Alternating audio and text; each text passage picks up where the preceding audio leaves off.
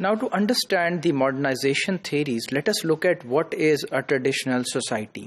یعنی ایک جو روایتی معاشرہ ہے وہ کیا ہے، اور ان تھیریز کے پرسپیکٹو میں کس کو ہم ایک روایتی معاشرہ یا ٹریڈیشنل سوسائٹی کہتے ہیں۔ ٹریڈیشنل سوسائٹی کا مطلب یہ ہے کہ یہ ایک اسٹیٹک یعنی جمود کا شکار معاشرہ ہے جو کہ بیکورڈ ہے، کنزرویٹو ہے۔ کنزرویٹو سے مراد یعنی اپنی ویلیوز کو اور اپنی جو اقدار ہیں ان کو سینے سے لگائے ہوئے ہے، اور ان میں کوئی ترقی نہیں کی جا رہی، ان میں کوئی ڈیولپمنٹ جو ہے اس کا خواہاں نہیں ہے، اور irrational beliefs، ایسے بلیفس جن کی کوئی ریشنالٹی نہ ہو، لاجکس نہ ہو، ان سے گائیڈڈ ہیں۔ اور ایک اورینٹیشن ہے which gives more emphasis to the past and hereafter، کہ ماضی کو جو ہے، ماضی کی باتیں جو ہیں اور ہیئر آفٹر جو ہے اس کو جو ہے وہ زیادہ اہمیت دی جاتی ہے۔ سو یہ ایک تعریف ہے جو کہ ٹریڈیشنل سوسائٹی کی جا سکتی ہے ان تھیریز کے پرسپیکٹو میں۔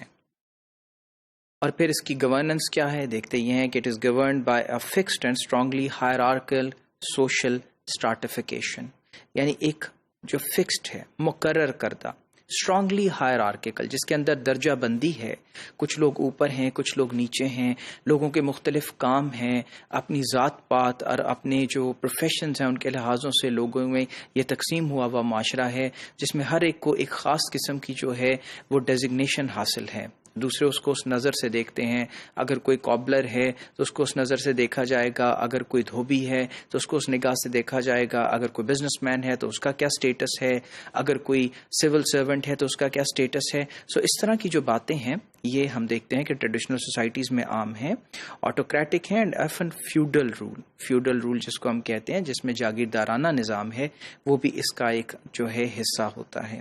with a strong پیٹریائیکل dominance. اور جو پیٹریائیکل ڈومیننس ہے میل سائڈ سے، فادرز کی سائڈ سے، وہ ہمیں ڈومیننٹ نظر آتی ہے۔ سو ہم یہ دیکھ سکتے ہیں کہ اگر ہم اسی تعریف پہ غور کریں تو یقیناً ہم پوائنٹ آؤٹ کر سکتے ہیں کہ دنیا میں کون سے جو معاشرے ہیں وہ ٹریڈیشنل ہیں۔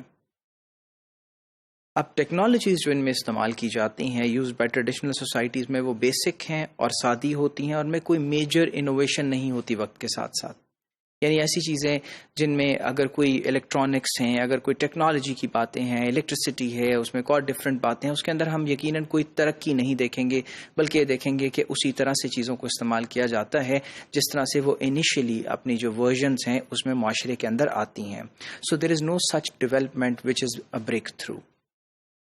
Going further, traditional sector is based on subsistent and bartering systems in the locally limited spheres of interaction. اب یہاں گلوبلائزیشن کی بات آ رہی ہے کہ دیکھیے کہ جو ٹریڈیشنل سوسائٹیز ہیں ان کے اندر بارٹرنگ سسٹم ہے کہ کچھ لینا اور کچھ دینے کی بنیاد کے اوپر جو ہے وہ تجارت کی جا رہی ہے، اور اکنامکس اس لحاظ سے ہے کہ اگر آپ گندم دیتے ہیں اور کسی سے اینٹیں لے لیتے ہیں تو اس قسم کی جو سادگی ہے، اس قسم کا جو بزنس ہے وہ ہمیں نظر آتا ہے، اور لمیٹڈ لوکل انٹریکشن ہے۔ انٹرنیشنلی آپ اتنا زیادہ نہیں جو ہے کمیونیکیٹ کرتے فائنانشلی، اکنامکلی اینڈ سوشلی، بلکہ اپنے جو لمیٹڈ سفیئرز ہیں ان کے اندر ہی تعلقات جو ہیں ان کو مینٹین رکھتے ہیں۔